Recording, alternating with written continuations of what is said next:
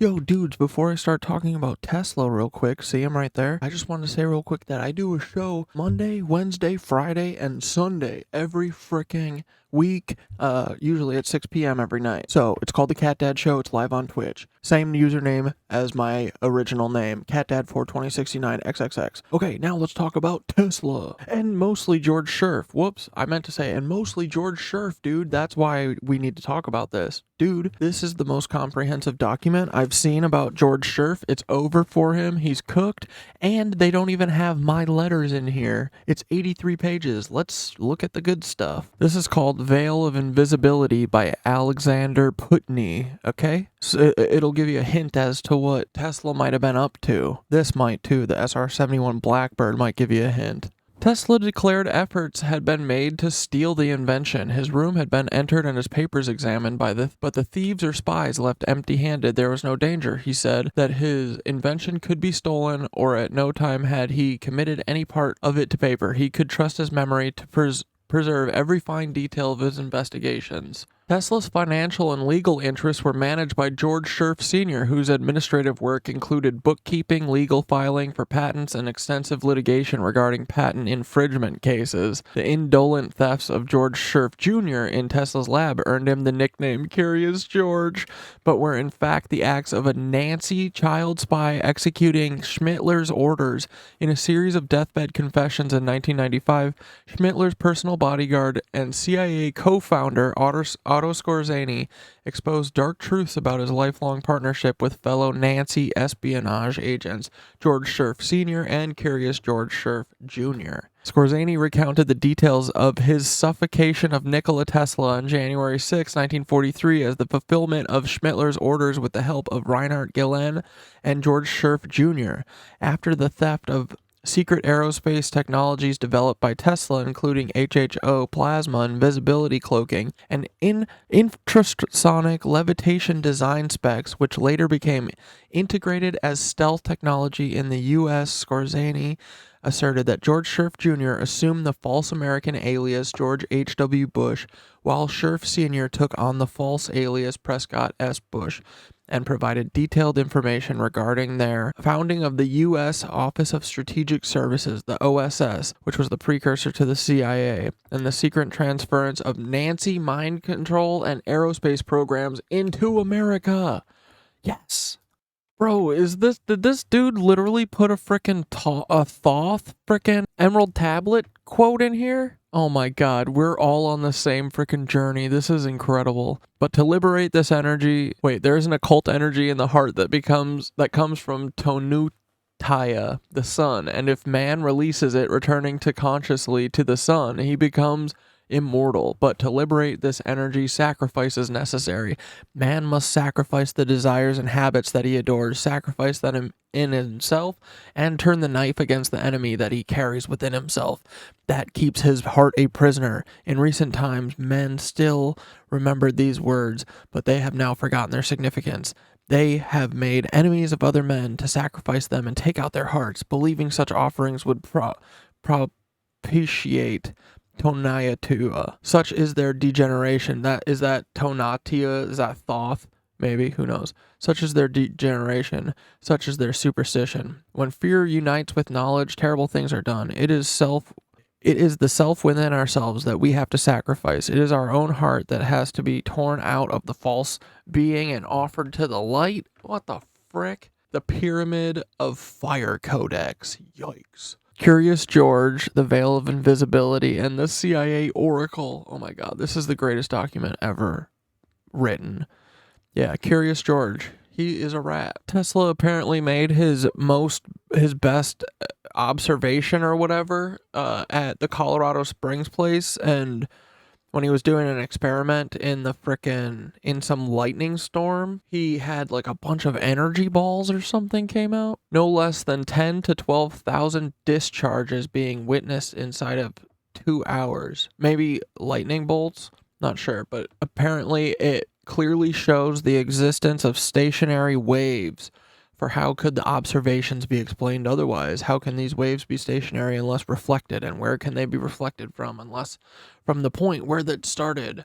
It would be difficult to believe that they were reflected to the opposite point of the Earth's surface, though it may be possible, but I rather think that they were reflected from the point of the cloud where the conducting path began. I don't know what this means.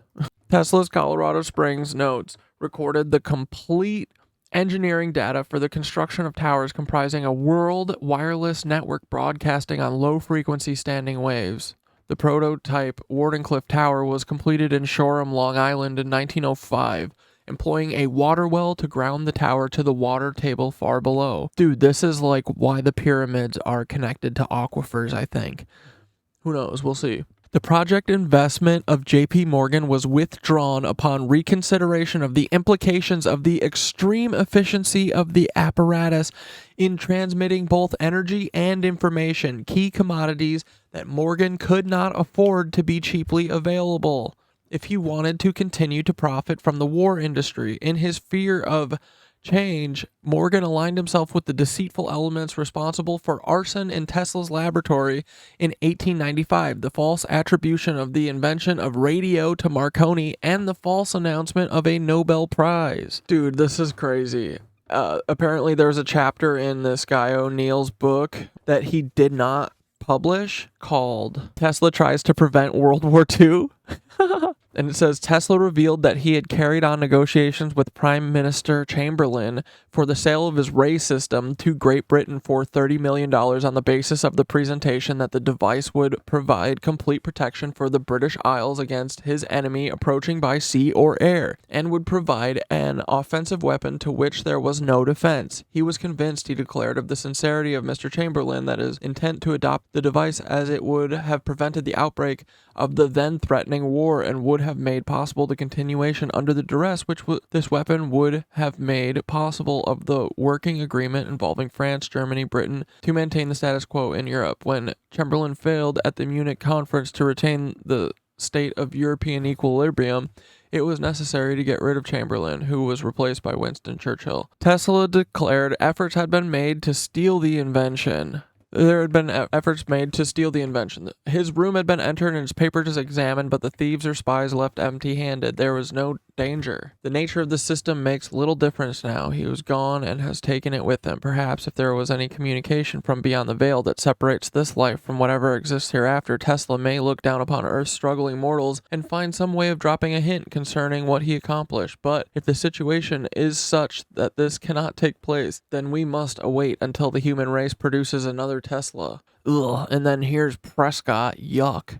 Icky. His legal and financial interests were managed by George Scherff Jr., whose administrative work included bookkeeping, legal filing for patents, and extensive litigation. Many perils inevitably stalked the prolific inventor of over 700 revolutionary patents during the corporate and political espionage of the era of the World Wars. The Nazis were undoubtedly among those parties involved in the surveillance of his laboratories and discoveries, eager to apply his inventions to their obsession with the subversion of humanity. Herein may lay an explanation for why Tesla's wireless power transmission and standing wave technologies have taken over 100 years to become available to the public. The financial control of Tesla's revolutionary ideas left him penniless in his old age, a manipulation so cleverly executed and obscured that it has only recently been exposed as the key component of a greater Nancy espionage operation.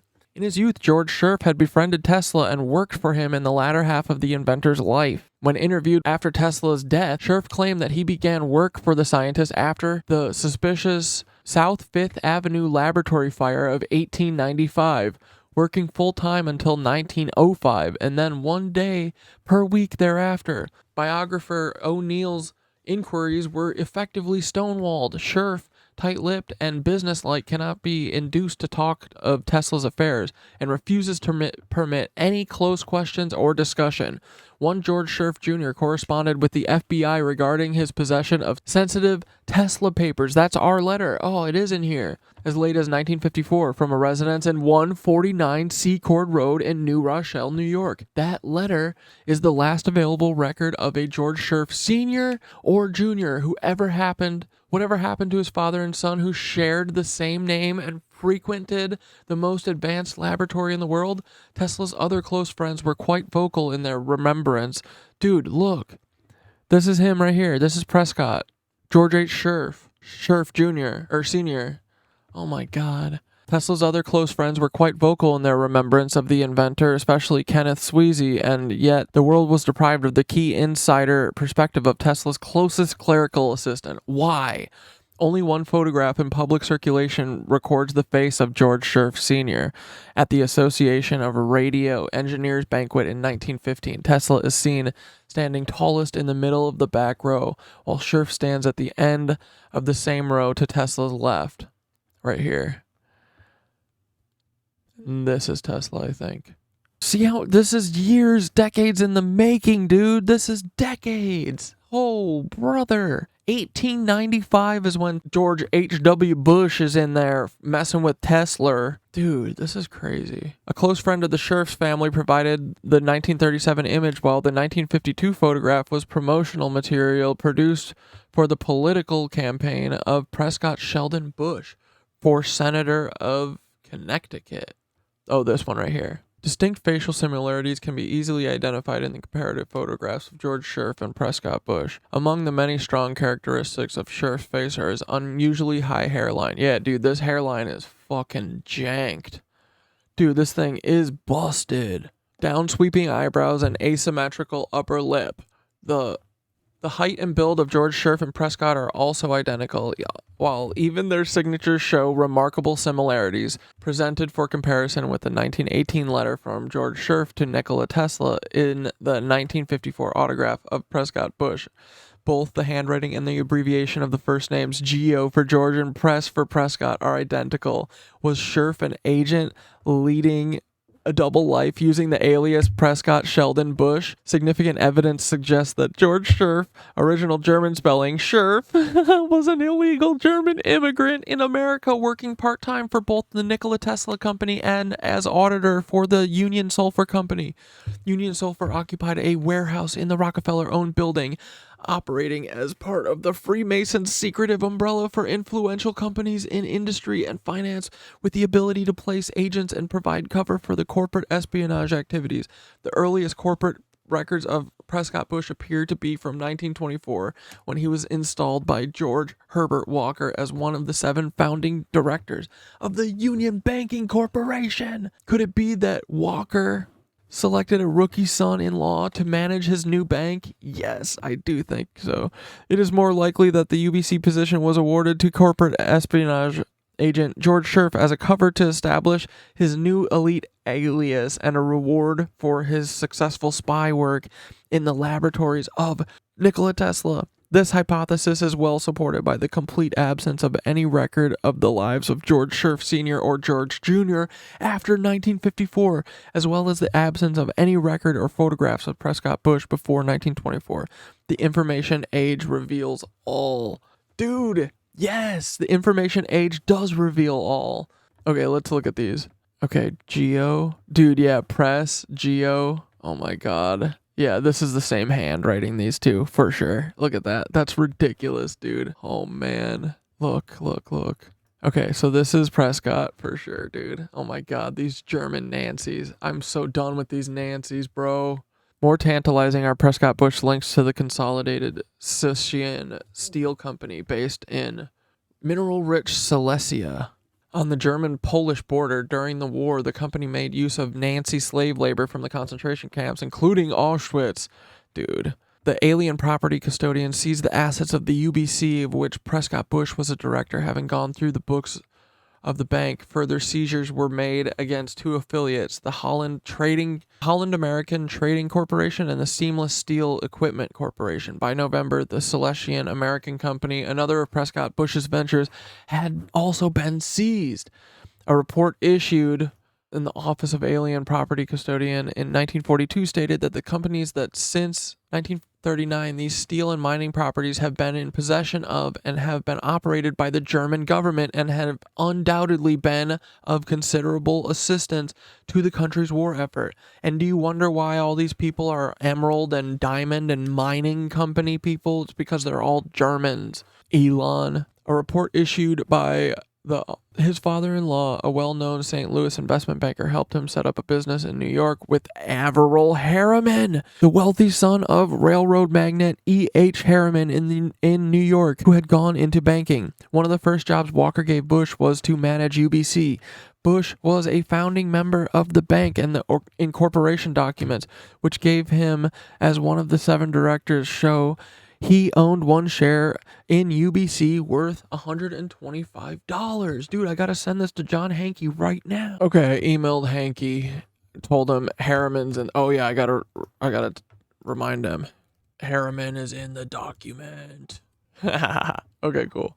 Homer Jones, the chief of APC investigation and research division, sent a memo to the executive committee of APC recommending the U.S. government vest UBC and its investments. Jones named the directors of the bank in the memo, including Prescott Bush's name, and wrote, "Said stock is held by the above named individuals, however, solely as nominees for the Bank voor Handel, Rotterdam, Holland, which is owned by one or more of the Thyssen family."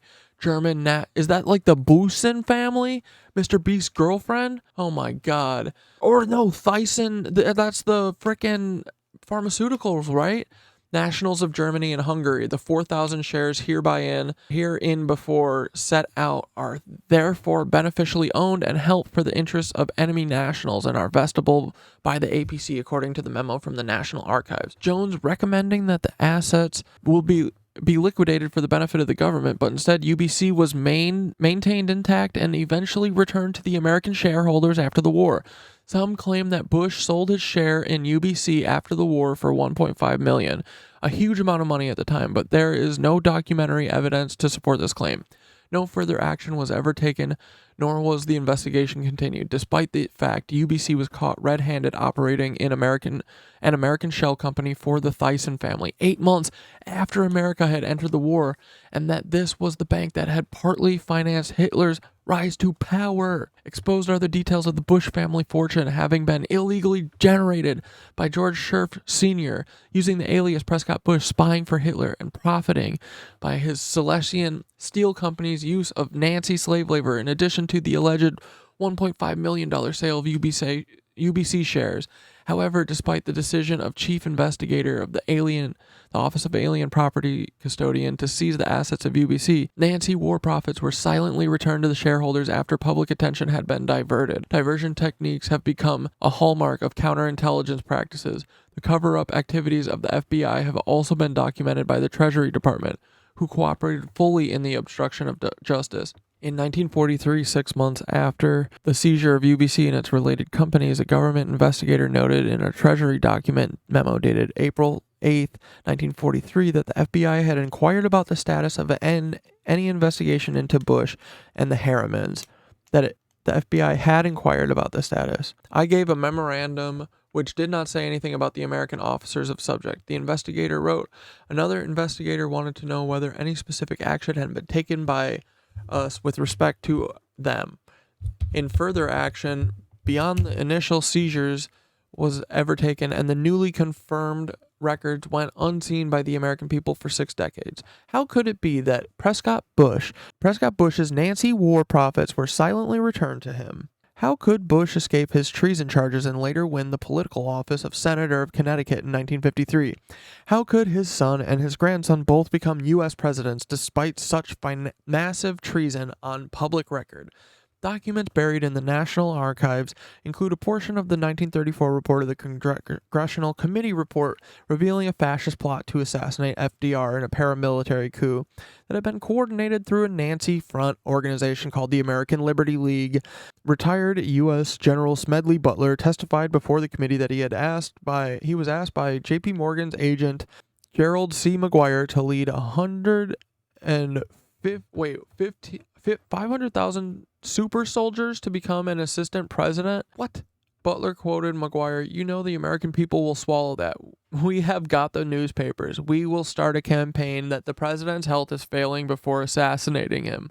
While Butler was surprised to find that the committee's report had omitted the names of the plot's financiers, J.P. Morgan and DuPont, among others, the committee's successful cover-up had been orchestrated by Nazi agent George Scherff Jr. as a key component of a much larger set of Nazi operations involving the manipulation of the elite sector of fascist industrial tycoons and international bankers. General Butler's exposure of the details of the fascist coup was buried in the newspapers just as Maguire had outlined. This further confirms that while FDR escaped assassination, a covert coup of the U.S. government was successfully accomplished in the Nazi setup of World War II, just as fascist powers grabs had been orchestrated in Germany and Italy. The front organizations were simply renamed in massive restructuring efforts, all by the post-World War II reorganization of the U.S. government comprised a massive covert power transfer to the Nazis through the formation of the OSS, and then the CIA acted as placement agencies for a mass Nazi recruitment into key U.S. government positions. It would only be until the 21st century that the American public would be informed that Prescott and his son were, in fact, Hitler's elite secret agents in America. The systemic network of covert Nazi operations have exposed George Scherff as the key Nazi mole in the U.S. government, with President Eisenhower below decades after his death by one of his own fellow espionage agents a close associate of his son. We know this. Otto Skorzeny is the one who left a bunch of this stuff behind.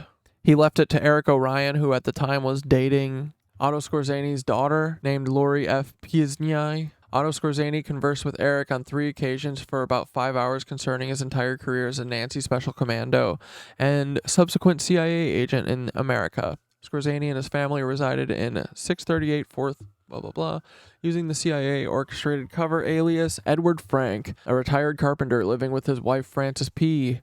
and their children. Eric Berman's Jewish heritage may have contributed to his eagerness to record and publish the shocking true history of the pre-World War II Nazi takeover of America, a fact that may have struck the dying Skorzeny as a golden opportunity to expunge his guilt.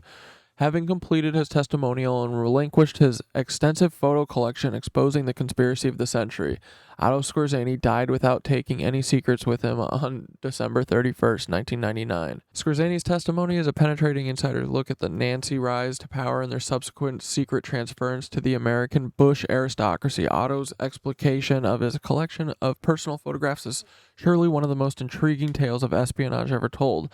Having been Hitler's personal bodyguard places Otto Skorzeny in a rare category of individuals privileged to have actually witnessed and participated in key events of worldly import, whose testimony and extensive photographic evidence must be made known to the world audience and thoroughly considered. We must always remember that the truth is all that exists, and all subterfuge will surely become evident in time. Exactly, especially those falsehoods so firmly media implanted into collective memory. Skorzeny provided a stunning series of photographs that exposed the lies of history, including one image of himself as a very tall youth posing with a fellow Nazi agent, George H. Scherff Jr., and his father, George H. Scherff Sr. That's this. This is Otto Skorzeny when he's young. This is Prescott Bush's son. So I guess he didn't do man-boy love to him. Maybe he did.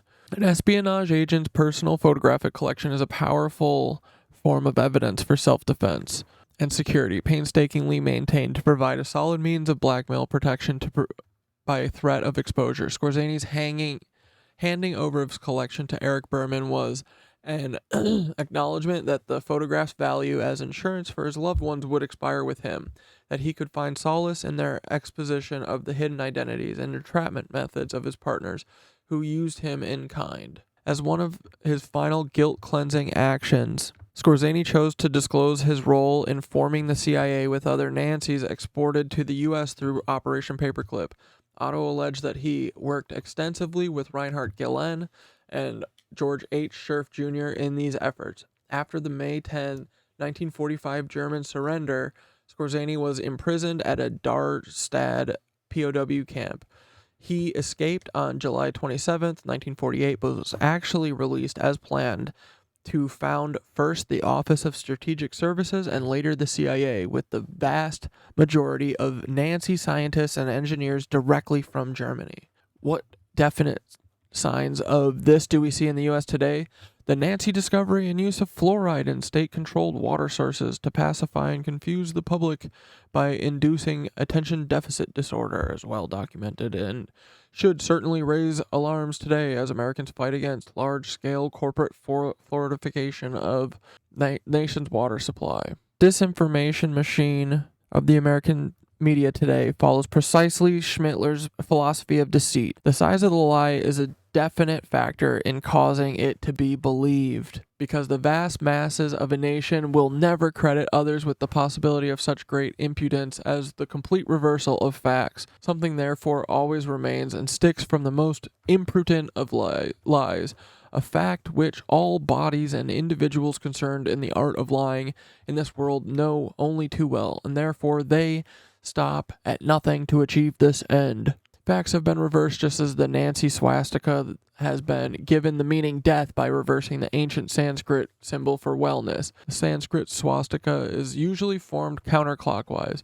Just as darkness is defined by the absence of light, so must death symbolize itself in the inversion of life force. The Nancy weaponization of Tesla's brilliance is another such inversion that has been exposed by the very man who confessed to his murder. Otto Skorzeny. Yuck. According to Otto Skorzeny, Nikola Tesla's assistant George Scherff robbed Tesla blind and was the last person reported to have visited Tesla, only 4 days before the discovery of Tesla's vacant body in his New Yorker hotel room in the morning of April 8th, 1943. This guy. In a soul-cleansing disclosure, Skorzeny retold how he and Reinhard Gehlen paid Tesla several visits in his final days and spoke in great detail to Tesla about the most advanced technologies, and then stole the blueprints of his best and most secret inventions. Going even further, Skorzeny reported the details of how he and accomplice Reinhard Gehlen suffocated Nikola Tesla on January 6, 1943. Dustin Wallace corroborates the statements of Skorzeny regarding Tesla's last days in a recent biographical piece. The Yugoslav monarch in exile was summoned to visit Tesla in the fall of 1942. However, Charlotte Muzar, a secretary, paid Tesla the visit. From his condition upon her arrival, she felt as though he may not live through the night. It was apparent that Tesla was nearing the end of his time. By late November 1942, Tesla began meeting with 2 U.S. government agents in order to share some of his most sensitive discoveries. These men carried away many of his documents for microfilming, and it was frickin' Otto Skorzeny and Reinhard Gehlen. Oh my god. Dude, Reinhard Gehlen went to New York, or maybe it was in the 50s. Oh my god. Yeah, the frickin' Alan Dulles loved Reinhard Gehlen. He gave him a whole spy agency in Europe, like a couple years after World War II. Yeah, for real. Dude, further investigations unveil a pattern of deception and prior attempts on Tesla's life linked to his unwisely trusted clerical assistant George Scherff Sr. and his son George Jr. Otto Skorzeny alleged that the Scherffs were fellow Nancy secret agents, the father having illegally entered the U.S. to work for Tesla years prior, while Hitler sent George Jr. to New York in 1938 to kill Tesla after stealing his secret inventions.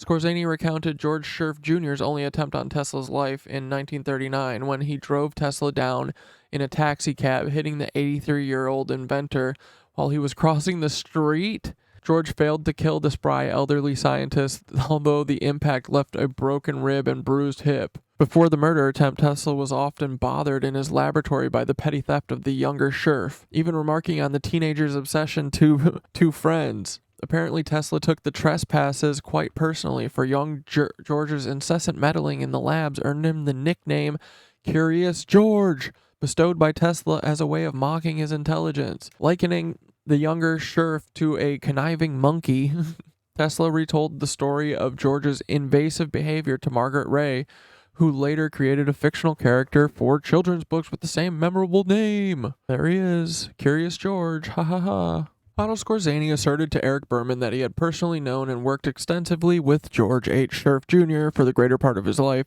first within the elite Nancy espionage ring and then in the elite CIA espionage ring, a man also publicly known as George Herbert Walker Bush, the 41st President of the United States. The Skorzeny photographs, yeah, blah, blah, blah. But yeah, lifetime of gatherings of Hitler's elite group of espionage agents, many still alive today, who infiltrated the U.S. government to organize and oversee the massive recruitment of Nazi scientists into American institutions, including the CIA, NASA, and the OSI.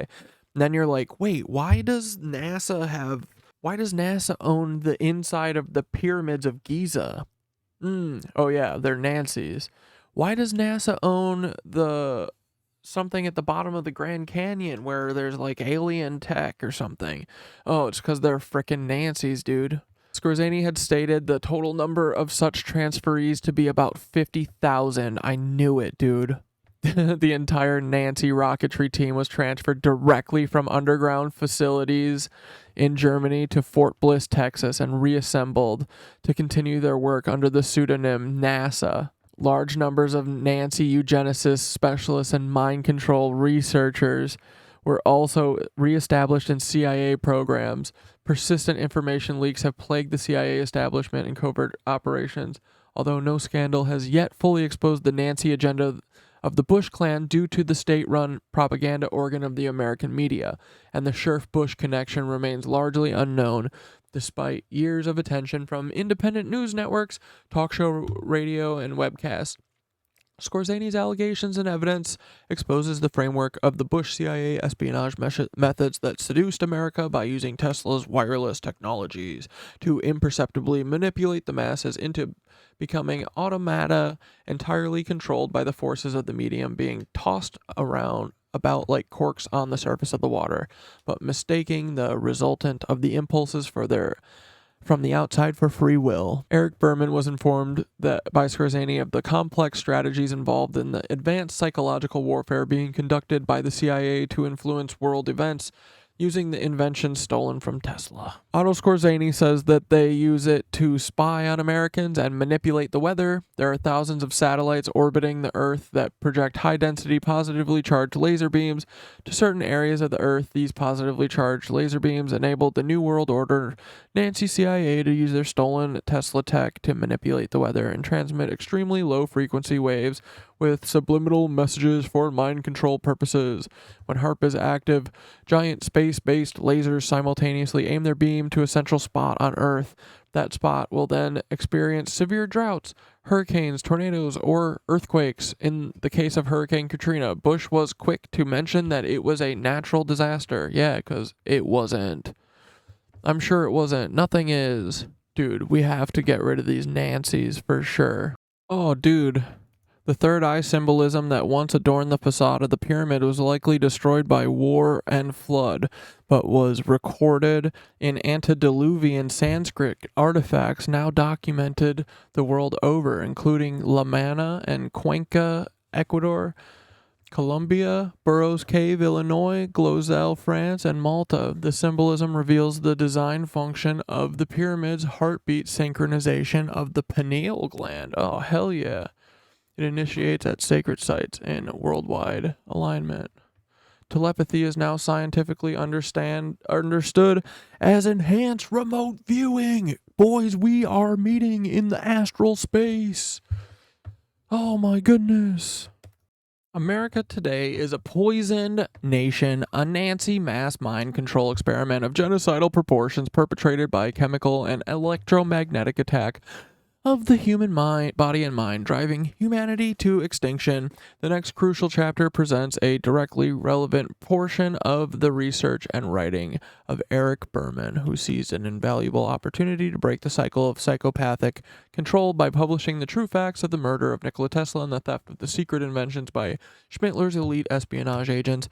Guys, I think wearing a tinfoil cat hat might actually be the right answer to everything, okay? I've posted 2 videos saying as much, and they both were taken down instantly, so maybe,